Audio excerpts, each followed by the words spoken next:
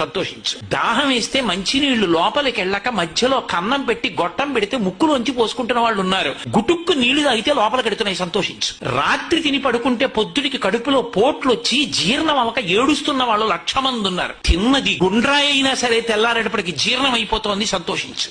పడుకుంటే నిద్ర పట్టక చారుడు మాత్రలు వేసుకు పడుకుంటున్న వాళ్ళు ఉన్నారు. తలగడా మీద చెయ్యెట్టుకుని ఇలా పడుకుంటే నిద్ర పడుతోంది. పుస్తకం ఉంటే తప్ప మాట్లాడలేని వాళ్ళు ఉన్నారు. వేదిక ఎక్కి కూర్చుని మాట్లాడడం మొదలు పెడితే గంగా ప్రవాహంలో వస్తోంది, సంతోషించు ఈశ్వరుడి కారుణ్యానికి.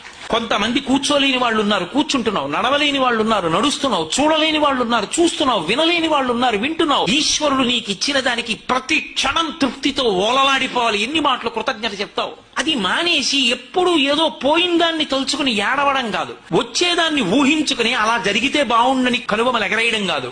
ఇప్పుడు ఇక్కడ నీకు ఈశ్వరుడు వర్తమానంలో ఏమిచ్చాడో దానితో తృప్తిగా ఉండడం అలవాటైతే వాణ్ణి మించిన భాగ్యవంతుడు